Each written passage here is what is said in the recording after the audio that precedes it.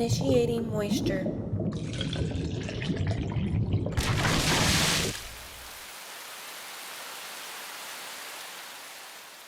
I do not aim with my hand. He who aims with his hand has forgotten the face of moisture. I aim with my moisture. Welcome to Moist Meter. I just saw Dark Tower. In a nutshell, this movie was a pile of dirty scrotums. Absolutely horrendous in almost every department except one. The only real compliment I can pay this movie is the reloading was fucking cool. I thought they nailed the awesome reloading for the gunslinger. In addition to the cool reloading, the only other good thing is that the movie is short, so you won't have to suffer through it very long if you're forced to go see it. So what makes The Fart Tower a horrible film? Well, everything that makes a film. The story is really not good. It's poorly told, the dialogue is laughably bad, the characters suck shit, nothing is delivered well, the acting isn't great. So let's touch on a few things here. Far be it from me to question the writing of Stephen King, but this story blew anus. Now, from what I understand, this movie didn't follow the book at all. I haven't read The Dark Tower, so I can't vouch for that. I was always more of an R.L. Stine Goosebumps fan, and also Genghis Swan. I believe Genghis Swan is perhaps one of the greatest authors of the 21st century, so I highly recommend some of Genghis Swan's work for all of you to read. But let's get back to this piece of shit. So the story is as follows. There's a bunch of different worlds. In the center of everything, there's this dark tower that protects them from the things outside of the universe, which is just some demons. And the explanation for how the tower does this is extremely sophomoric and leads to a lot of questions with no answers. The explanation from the gunslinger is it sends out energy and it wards off the demons. What that energy is, God only knows. It could be in the form of fucking bitcoins and it's paying off the demons to not come in.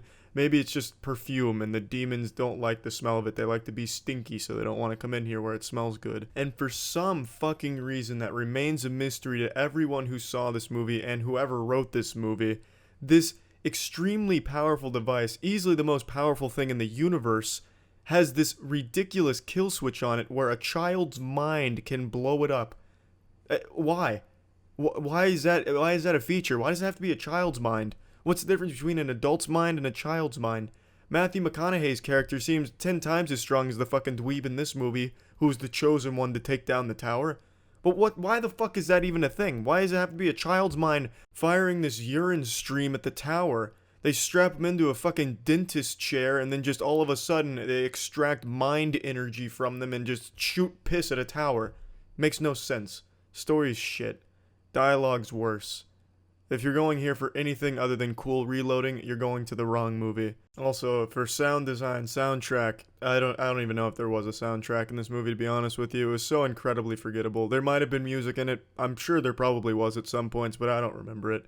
In fact, this is one of the first movies in a long time I actually dozed off during.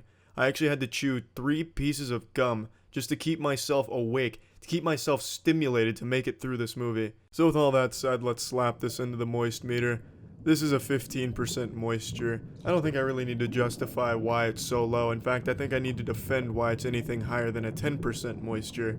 And it's because, I'll be honest, the reloading really is that good. I've never seen shit like that before with the 6 shooters. I thought that was really cool how we kept reloading that shit. But the main reason I knocked it up to a 15% is because there are some parts of this movie where it's so bad it becomes entertaining. There's a lot of really bad dialogue you can't help but get a little giggle at. A lot of really shitty action. Well, there's not a lot of action, don't misunderstand that. But in the 2 or 3 action scenes in the whole movie, some of them are very bad and it's very entertaining. So there is some entertainment to be had here, but not because the movie tried to be entertaining at those points. It's just so shitty, it's executed so poorly that it becomes entertaining. And that's always pretty fun. So, that's it. See ya.